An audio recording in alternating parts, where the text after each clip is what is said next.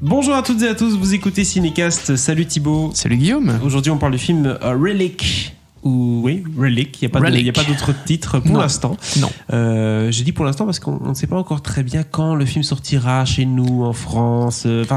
Si, sur des sites français ils disent octobre 2020, mais c'est pas encore super clair. Ouais, et en Belgique il est officiellement annoncé comme sortant ce 5 août, mais je ne le vois nulle part. Okay. Quoi qu'il en soit, je l'ai vu et c'est un film qui mérite qu'on en parle. Ben voilà, premier film, film australien. Pas que, aussi américain, un peu chinois aussi. Voilà. Il y a eu différentes participations, mais principalement australien du coup, de Natalie Erika James, premier film du coup, avec Emily Mortimer et Bella Heathcote, c'est un joli nom ça, qui est donc un film d'horreur qui nous parle de la disparition subite d'une grand-mère qui laisse perplexe la fille et la petite fille, qui font craindre du coup qu'il y ait peut-être une présence un peu particulière dans la maison.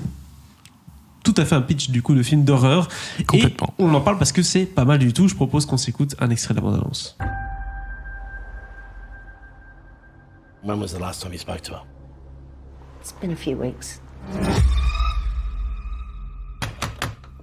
Gran? Mom? Mom! She called me a few weeks ago. I think she was scared. She thought someone was coming into the house.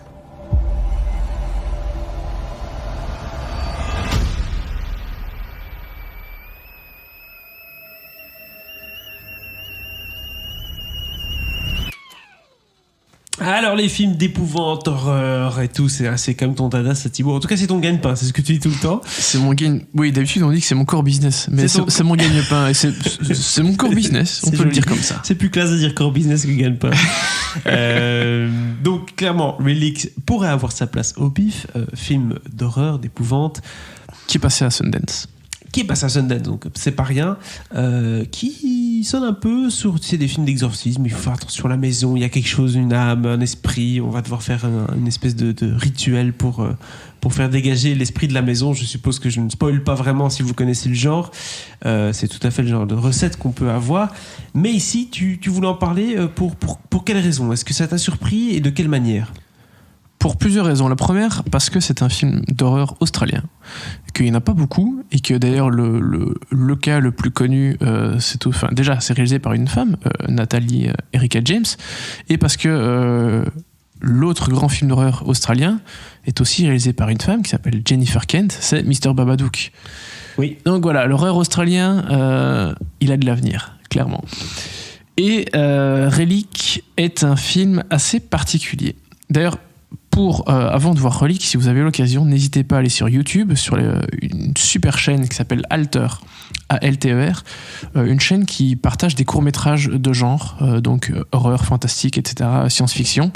D'ailleurs, il y a énormément de films que j'ai programmés qui se retrouvent sur cette chaîne YouTube plus tard. Et le dernier court-métrage de Natalie Erika James, qui s'appelle Les Creswick, est sur cette chaîne YouTube, et c'est le court-métrage qui lui a donné l'idée de réaliser Relic par la suite. Donc voilà, il n'y a pas toujours l'occasion de voir les courts-métrages des réalisateurs avant qu'ils deviennent connus, etc. Oui. Et donc ici, en plus, c'est vraiment le préambule de Relic, donc c'est assez intéressant. D'ailleurs, Relic se passe dans cette ville qui s'appelle Creswick. Et ouais, comme ça, le lien est fait. D'accord.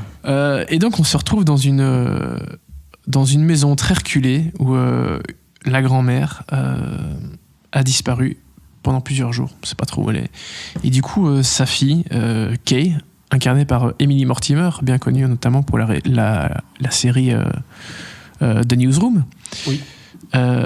Vient avec sa fille, Sam, à la recherche de sa mère et donc de la grand-mère de Sam. Ouais.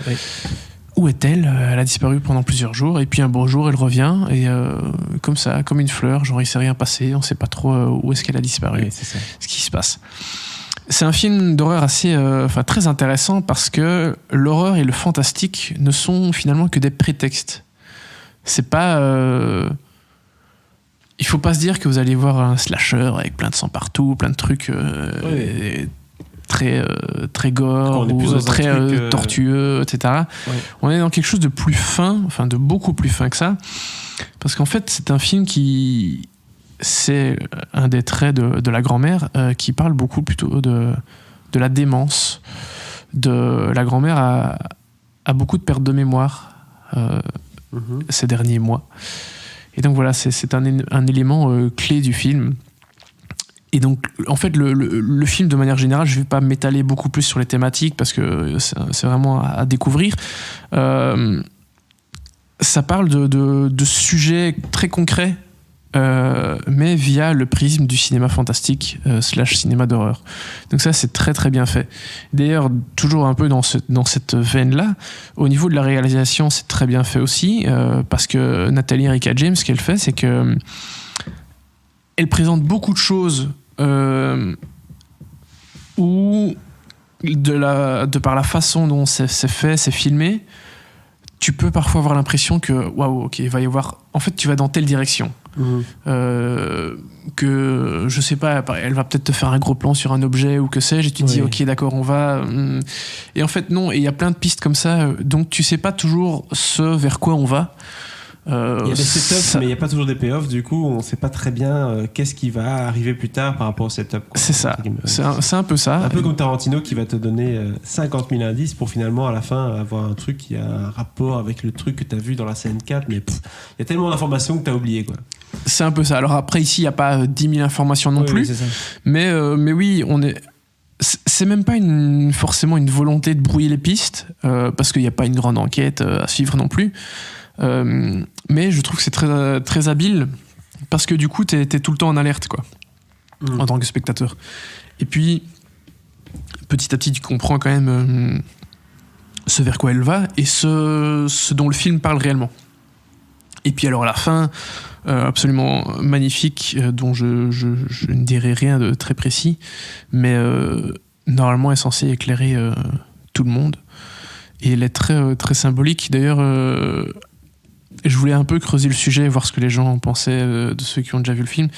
Et sans chercher spécialement, en fait, tu vois qu'il y a quand même pas mal d'articles où tu as des gens qui expliquent la fin.